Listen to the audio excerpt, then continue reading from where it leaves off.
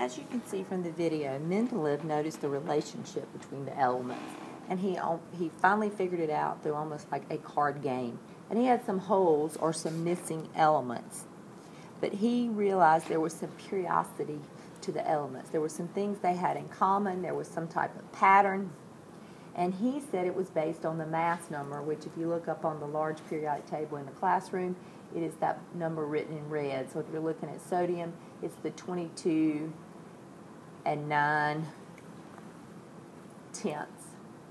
number that you see. And he believed that those elements that were missing out of his card game, that he could predict them based on those properties that the elements around them had in common. Now, Moseley, probably 40, 50 years later, figured out that it's not that bottom number that matters. It's not the total of the protons and the neutrons that matter, but it's the top number. It is the atomic number. It's how many protons, because the protons are what give the element its identity. So an atom of sodium has 11 protons, and that makes it different from magnesium, which has 12 protons. So if you want to think about it in, let's make an analogy. The analogy would be like your DNA. Your DNA is slightly different from your brother or sisters. Just enough. You've got a lot in common, just like sodium does with potassium and rubidium and cesium and francium and lithium, who it's in the same family with. But there's something unique about sodium, and what is unique and makes it sodium is its 11 protons. Now, if we want to look at the organization of the periodic table, it has columns.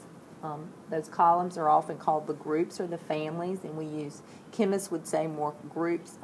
Common man would say more families, because the columns are arranged based on the common properties, things that families have in common. We also have rows, and the rows are often called periods, and that's where the periodic table gets its name, because of the periodicity of these 7 rows. Now you say, I count 9, and you do, but the lanthanides and the actinides have been removed or pulled out. They actually belong in row 6 and in row 7, and you can see the X marks the spot on my chart where they should be fit in. But if you see, you'd have those 2 rows that pulled way out, and then that would mess up the ones on the end, like radon belongs in the noble gases. And so you almost need an overlay there. So the rare earths and the synthetics are just pulled out on the bottom. So what does the information in each box tell me about the element? Well, we already said that the top number is called the atomic number, and it tells me number of protons. The H is the element symbol, and then the 1.08 is the atomic mass, which tells me about the nucleus, the mass of the nucleus of the atom, and that is the protons and the neutrons. So you can see that plus sign there. The neutrons may change. Some elements have a hard time, their nuclear energy, holding on to all of their neutrons, and they will lose some neutrons. And if they lose neutrons, that mass number would change. The 1 for hydrogen, the protons would always stay the same. So if we look at how it's broken up, we have 3 basic classifications of elements to start with, and obviously there's some sub-classifications as well, because we break them down into families. But we have metals, which are all the elements to the left of the stair step, and on my big chart, the stair step is outlined in the yellow highlighter. So it's boron, silicon, germanium, arsenic, antimony, and polonium. They are called the semi-metals because they have properties of both. And then the non-metals are to the right of the stair step. And hydrogen, hydrogen is the only non-metal on the metal side of the periodic table. And it is there because it has 1 electron, and that makes it periodically belong on the metal side of the table above all the rest of the elements that only have 1 outer level electron. And we'll get into outer level electrons and why they are important as we move on in talking about what we can learn from the periodic table and how we can figure out how elements bond with other elements. So we're going to, as we go through the different groups or families on the periodic table, I have some little video clips to show you so you can look at some of the common properties. And so we're going to pause here and watch the alkali metals, and then we'll come back and take our notes. And as you can see from the video, the alkali metals are very, very reactive. They are rarely found free in nature, and when we use that term free in nature, we mean not in compound form. They're found as a pure element. They have a charge of 1 plus, which means when they form compounds, they end up with more protons than electrons. And they do have 1 valence electron, and valence means outermost, because the electrons surround the nucleus and they surround it in space, and their outermost electron is only 1. Then we have the alkaline earth metals. Excuse me, I went too fast. They are still very reactive, not quite as reactive as the alkali. They have a charge of 2 plus, and they have 2 valence electrons. Now, groups 3 through 12 are what we commonly know of as the transition metals. They are our most common metals that when you think about elements that you might know, you would know these. This would be your gold, your silver, your zinc, your titanium, your mercury, your iron, your cobalt. All of these are transition metals. They are usually found as pure elements or free in nature. Some of them are found in compound form, so you find a variety. Their charge is usually 2 plus, so when they form compounds, they usually have 2 extra protons, but it can change, and it can vary, and we're going to talk about, that's why they are called polyvalent, and when we get to bonding, we'll find out what that means. And we'll pause here, and we're going to watch a little video on the transition metals.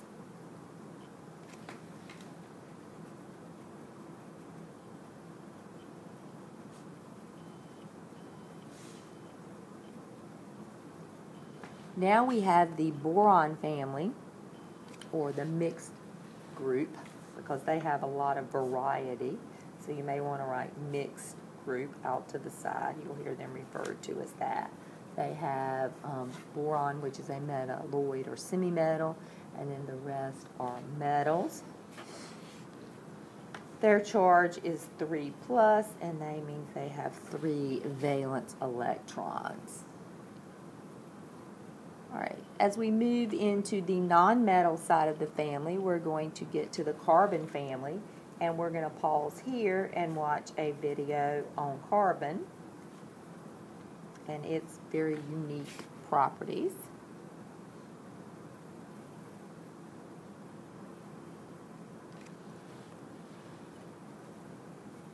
Carbon, this family, because they have 4 outer level electrons, they can form very unusual bonds, which is different from most of the other elements on the table. So if you want to think about comparison in grammar, you've got all sorts of exceptions to the rule, like I before E except after C. Well, the carbon family has that, and that's especially true when you're talking about carbon and silicon. And as you see down there, and where it says the charge, carbon can sometimes have 4 extra protons, or sometimes it can have 4 extra electrons. So the way it bonds based on its 4 valence electrons is very unique. Silicon is an important member of the carbon family, and that is because we wouldn't have any of our devices that we love, our phones, our music players, our handheld PlayStations, all the things that work on computer chips. Silicon and germanium, which are in this family, are very, very important. All right, the nitrogen, whoops, went too fast, sorry. The nitrogen family. Nitrogen, obviously, is the most common element in that. Nitrogen makes up 78% of the atmosphere. Phosphorus is important, found in a lot of our chemical manufacturing. Arsenic is a poison. Antimony is a semi-metal or metalloid, and then bismuth is a metal. But the nitrogen family has a charge of 3 negative. They have 5 valence electrons. And so what that tells me is when they bond, they are going to have 3 extra electrons. All right, group 16. The oxygen family is also known as the chalcogens. And some of you may have found that out when you were doing your research last week. And we're going to pause here and watch a video on the oxygen family. This is really cute. It's about the nature of oxygen and its properties as the most reactive nonmetal.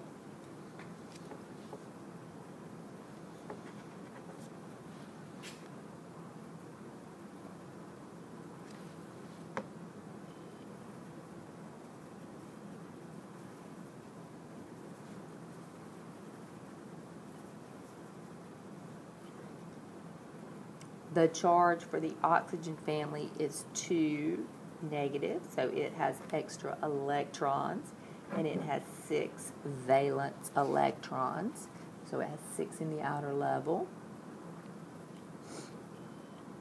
Then we're going to pause and watch a video about the halogen family.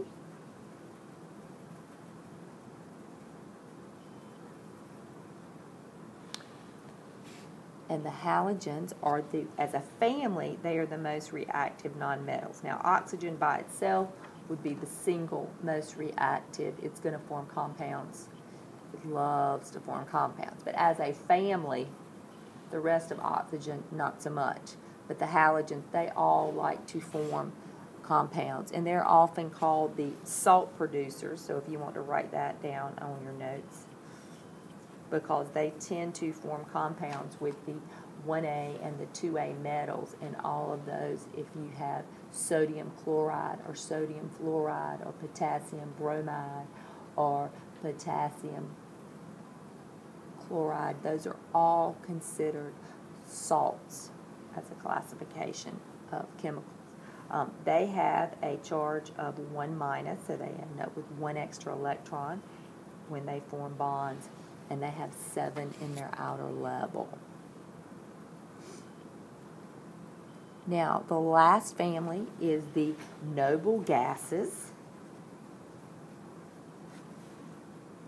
or they are also called inert, and inert means non-reactive, which means, and if any of you researched neon or krypton or argon or helium or xenon or radon last week, you know that they really don't form compounds in nature. So we're going to stop here and watch our video on the noble gases.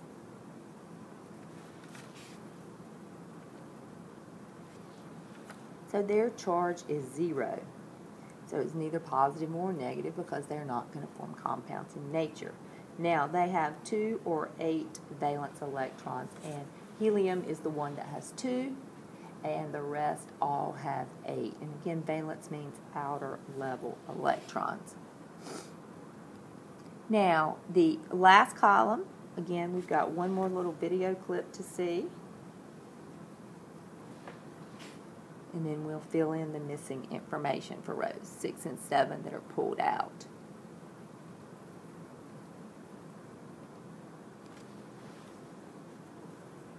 They are known as the lanthanides and the actinides. And most of the lanthanides are rare earth metals, and then the actinides include some that are found in nature, 90, 91, and 92, thorium, protactinium, and uranium. And then you have anything greater than 92 is synthetic. It is found in a lab setting. So that is the end of our notes for today. And then we have one more video to see to conclude our periodic table introduction.